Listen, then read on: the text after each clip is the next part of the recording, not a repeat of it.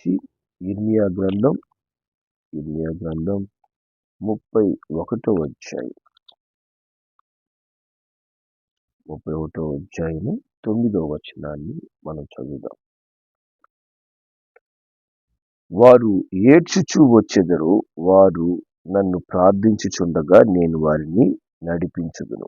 వారు తొట్టిల్లకుండా చక్కగా పోవు బాటను, నీళ్ల కాలువల యొద్ద వారిని నడిపించుదును. ఇశ్రాయేలునకు నేను తండ్రిని కాన, ఎఫ్రాయిము నా జ్యేష్ఠ కుమారుడు కాడా. హల్లెలూయా.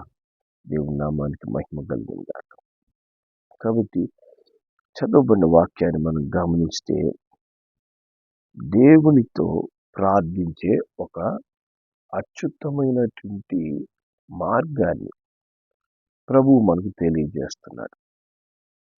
మరి దేవుని కదిలించే ప్రార్థన, దేవుని హృదయాన్ని తాకగలిగే ప్రార్థన గురించి ఇక్కడ ప్రభువు మనతో మాట్లాడుతున్నాడు. దేవుని కదిలించగలిగినటువంటి ప్రార్థన ఏదైనా ఉంది అంటే అది కన్నీటి ప్రార్థన, కన్నీటితో చేసే నిజమైన ప్రార్థన. కన్నీళ్లతో మనము హృదయపూర్వకంగా ఎప్పుడైతే ప్రార్థిస్తామో దేవుడంట వారిని నడిపించడానికి దిగి వస్తాడు. హల్లెలూయా. మన నిజమైన కన్నీరు, హృదయపూర్వకమైన కన్నీరు దేవుని మన యొద్దకు నడిపిస్తుంది. దేవుని మనకు సహాయము చేయవానిగా మార్చివేస్తుంది. మన ప్రతి పరిస్థితిలో ప్రభువు మన జీవితంలో తన కార్యాలు చేయగలిగినటువంటి ప్రార్థన కన్నీటి ప్రార్థన. హల్లెలూయా. దేవుని నామానికి మహిమ కలుగును గాక. మరి అటువంటి కన్నీటి ప్రార్థన మనము అలవర్చుకోగలిగితే, కన్నీరు ఎప్పుడు వస్తుంది? కన్నీరు మన హృదయ అంతరంగముల్లో కలిగే వేదనలో నుంచి కన్నీరు బయటకు వస్తుంది. హృదయ అంతరంగముల్లో నుంచి కలిగే నిజమైన వేదన, నిజమైన కన్నీరుని తీసుకొని వస్తుంది. ఈ దినాల్లో కన్నీరు మరి నటించే కన్నీరు కూడా కొంతమందికి అలవాటు వచ్చేసింది. అటువంటి కన్నీరు గురించి నేను మాట్లాడడం లేదు, కానీ హృదయపూర్వకంగా మన అంతరంగంలో నుంచి కన్నీరు నువ్వు ఎప్పుడైతే కార్చగలుగుతావో దేవుడు అట్టి కన్నీరు చూడగానే వారి యొద్దకు దేవుడు దిగి వస్తాడు. ఎందుకంటే రెండో రకమైన కన్నీళ్లు కూడా ఉన్నాయి. పరిశుద్ధ గ్రంథంలో మనము మలాకి గ్రంథంలోకి వెళ్తే, మలాకి గ్రంథంలో 2వ అధ్యాయము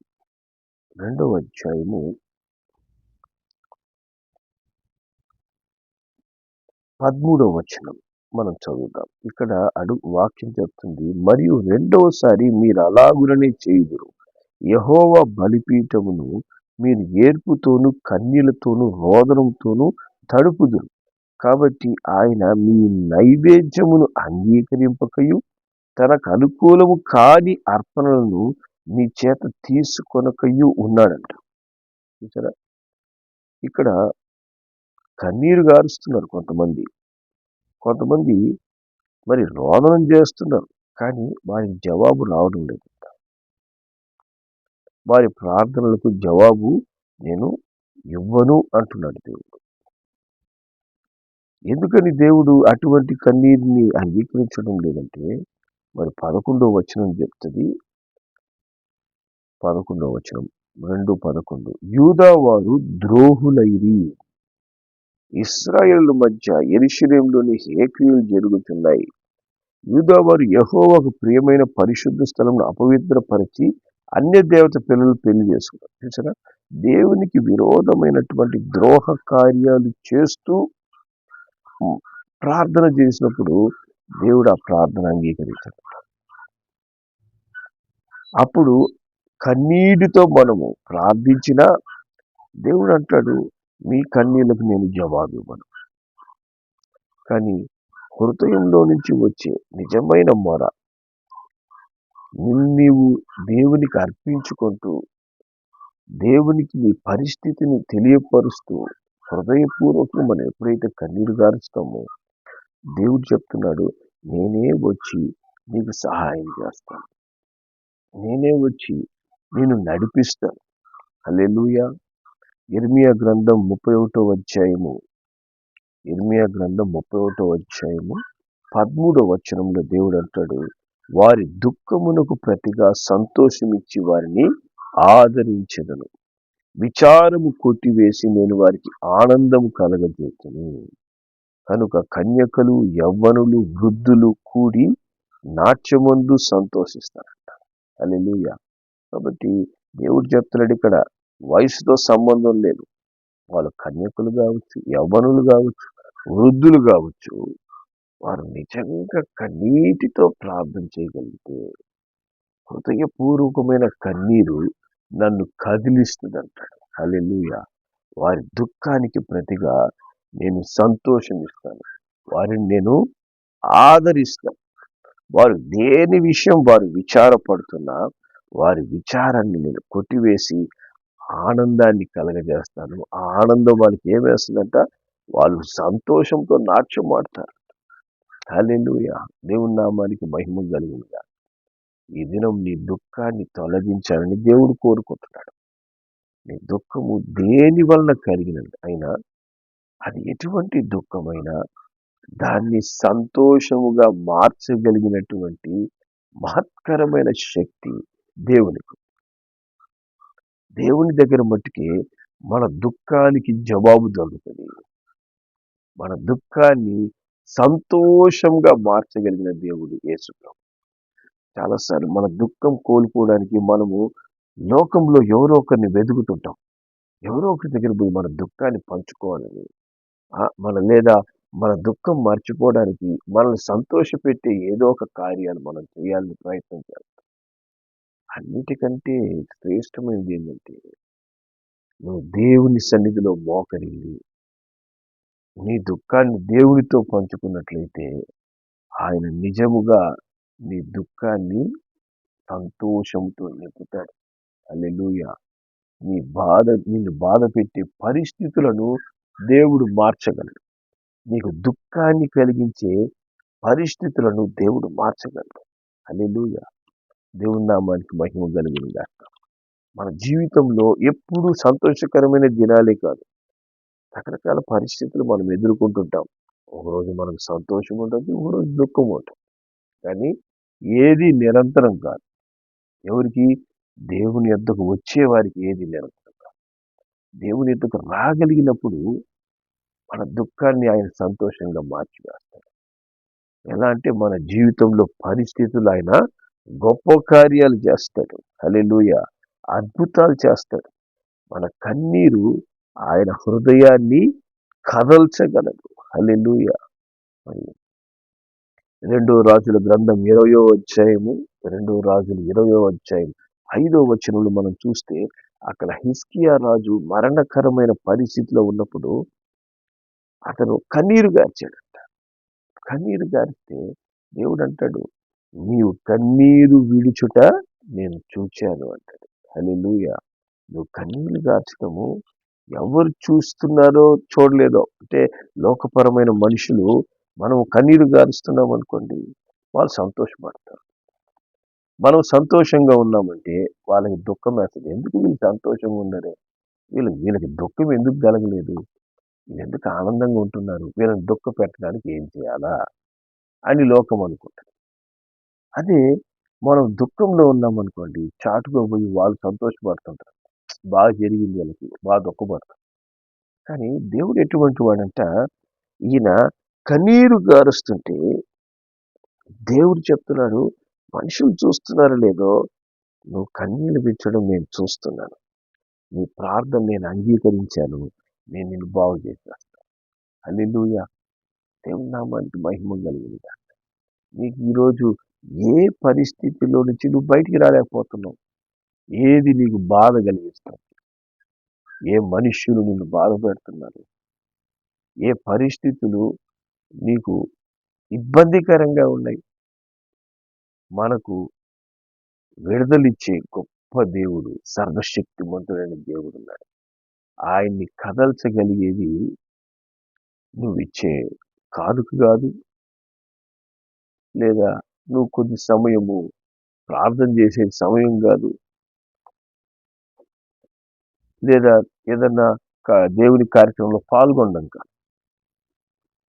కన్నీరు దేవుని సన్నిధిలో హృదయపూర్వకంగా కార్చే కన్నీరుంటే ఆ కన్నీరు యేసయ్యను కదిలించి వేస్తుంది. హల్లెలూయా. యేసయ్యకే కన్నీళ్లు తెప్పించారంట. యేసయ్యకి కన్నీళ్లు తెప్పించిన వాళ్ళు ఎవరు? మార్తా, మరియా. యేసయ్యకి కన్నీళ్లు తెప్పించేశారు. ఆయన అద్భుతం చేయడానికి వచ్చేసాడు అక్కడ. యోహాను సువార్త 11వ అధ్యాయంలో మనం చూస్తే యేసయ్య మరి అద్భుతం చేయడానికి ఆయనకు వచ్చేసారు. కానీ అక్కడ యేసయ్య హృదయాన్ని కదిల్చారు వీళ్ళు. ఎవరు? మార్తా, మరియా కన్నీరు గార్చారంట. వాళ్ళిద్దరు కన్నీళ్లు చూడగానే చూడండి, యోహాను సువార్త 11వ అధ్యాయము 33వ వచనం మనం చదివితే, ఆమె ఏడ్చుటయు ఆమెతో కూడా వచ్చిన యూదులు ఏడ్చుటయు యేసు చూచి కలవరపడి ఆత్మలో మూల్గుచు అతనిని ఎక్కడ ఉంచితివి అని అడిగగా వారు, ప్రభువా వచ్చి చూడమని ఆయనతో చెప్పింది. యేసు కన్నీళ్లు విడిచెను. హల్లెలూయా. నువ్వు కన్నీళ్లు నిజముగా కార్చగలిగితే నీ హృదయములో నుంచి ఆ వేదన తెచ్చుకొని హృదయంతరంగం నుంచి ఆ పరిస్థితిని జ్ఞాపకం చేసుకుంటూ, ప్రభువా నాకు సహాయం చేయనైనా, నా పరిస్థితిలో సహాయం చేయనైనా, నాకు నువ్వే దిక్కునైనా. చాలా మంది ప్రార్థనలు ఎలా ఉంటాయంటే, అయ్యా వీలైతే ప్రార్థన చెయ్యి, సమస్య నీ చేతిలో పెట్టాను, యేసునామంలో ప్రార్థిస్తున్నాను తండ్రి.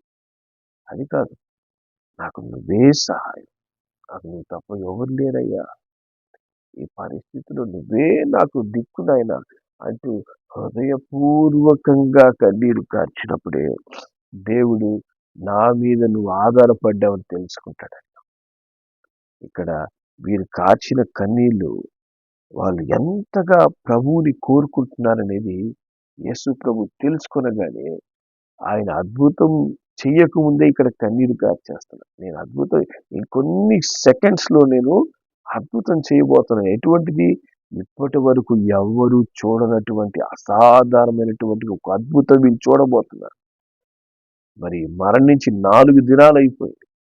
అటువంటి వ్యక్తి లేచి రాబోతున్నాడని దేవుడికి తెలుసు. కానీ వీళ్ళ కన్నీరు చూసినప్పుడు ఆయన ఉండబట్టలేకపోయాడు. ఆయన కన్నీరు గార్చాడు. హల్లెలూయా.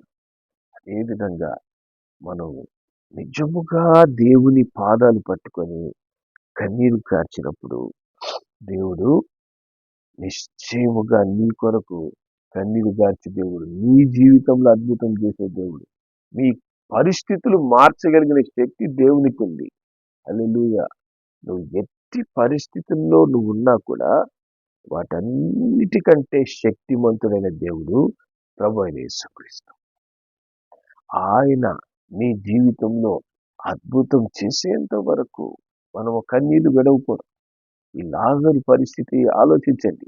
లాజరు మరి బాగలేకుండా ఎంతకాలం నుంచి ఊరి ఉంటాడు? లాజరు చనిపోయాడు, యేసయ్య లేపాడు. చాలా మంది ఆలోచన ఎలా ఉంటుందంటే, వెంటనే నేను కన్నీరు గార్చాను, అద్భుతం జరగాలి. నేను కన్నీరు కార్చి కళ్ళు తుడిచే లోపల అద్భుతం జరగలేదంటే ఈ దేవుడు నాకు అక్కర్లేదు, నా ప్రార్థనకు జవాబు ఇవ్వలేదు కాబట్టి నేనిక ప్రార్థన చేయను, దేవుడు నాకు అక్కర్లేదు. ఈ యొక్క లాజరు పరిస్థితి మనం ఆలోచించాలి.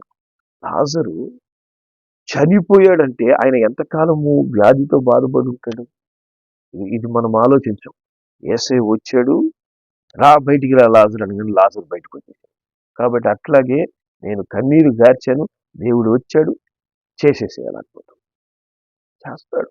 దేవుడు పరిస్థితిని బట్టి ఖచ్చితంగా అద్భుతం చేస్తాడు. కొన్ని అవసరతలు బట్టి దేవుడు వెంటనే చేస్తాడు. కొన్ని సమయాల్లో దేవుడు సమయం తీసుకుంటాడు. ఎందుకని?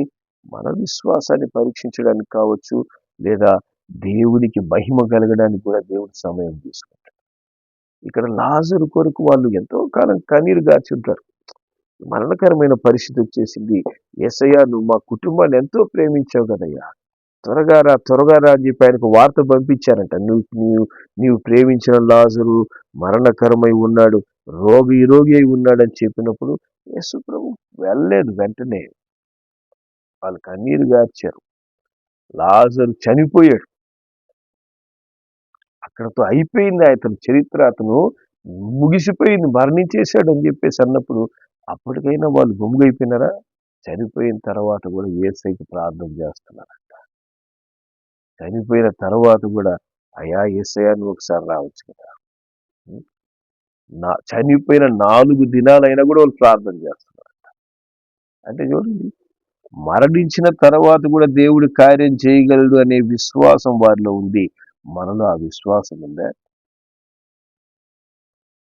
ఆడ లాజరు చనిపోయిన తర్వాత కూడా లాజరుని ఏ విధంగా దేవుడు లేపగలడు? అయ్యా నువ్వు ఒక్కసారి రా అయ్యా, కనీసం సమాధి తోట కన్నా వచ్చి ఆ సమాధిని చూడు అని చెప్పి యేసయ్యను పిలుస్తున్నాం. మనం ప్రార్థన చేస్తున్నప్పుడు ఇట్లాంటి పరిస్థితి జరిగిందనుకోండి, ఎట్లా ఉంటుంది? మనం ప్రార్థన చేసాం, చచ్చిపోయాడు, ఇంక దేనికంటారు? దేవుడు నాకు అవసరమా? లాజరు కొరకు రోగిగా ఉన్నప్పుడు దేవునికి తెలియపరిచారంట, లాజరు మరణించేప్పుడు తెలియపరిచారు. లాజరు మరణించిన 4 రోజులు అయిన తర్వాత కూడా వాళ్ళు దేవుని కోసం ఎదురు చూశారు. హల్లెలూయా. మన పరిస్థితులు కూడా మనము ప్రార్థించినా కూడా జవాబు ఇవ్వలేదు అనుకోండి దేవుడు, అయినా దేవునికి స్తోత్రం, అయినా కూడా దేవునికి స్తోత్రం.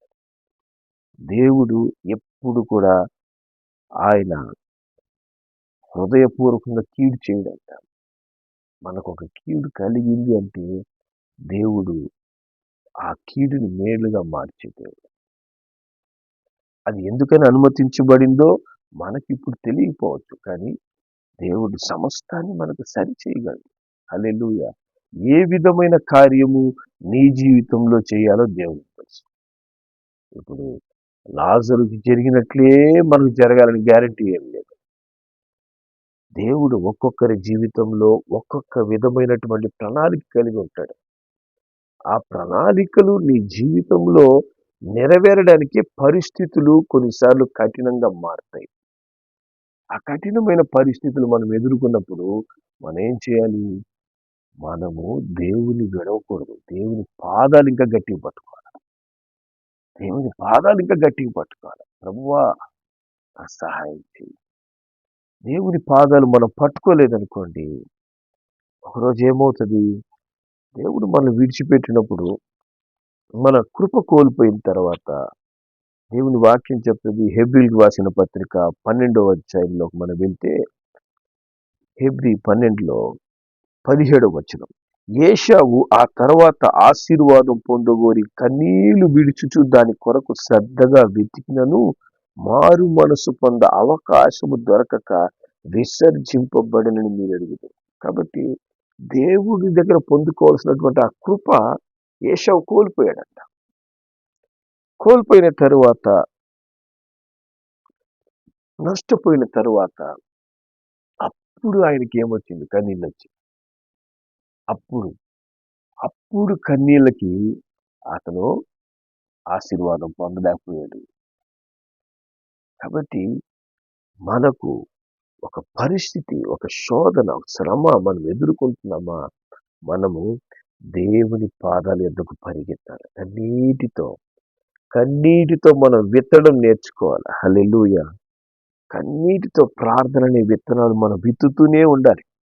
విత్తేవాడు ఏ విధంగా విశ్వాసముతో అది పంట పండుతుంది, వర్షాలు పడతాయి, మరి నేను గొప్ప కోత కోయబోతున్నాను అనేటువంటి విశ్వాసముతో ఏ విధంగా విత్తనాలు విత్తుకుంటా ఎండిపోయిన నేలలో విత్తనాలు విత్తుతాడో, అదే విధంగా మనం ఏం చేయాలంటే మన పరిస్థితుల్లో కన్నీటితో దేవుని సన్నిధిలో వచ్చి ప్రార్థించినప్పుడు ఆనందంతో పంట కోసే, సంతోషంతో పంట కోసే దినాన్ని దేవుడు పెడతాడు ఖచ్చితంగా. హల్లెలూయా.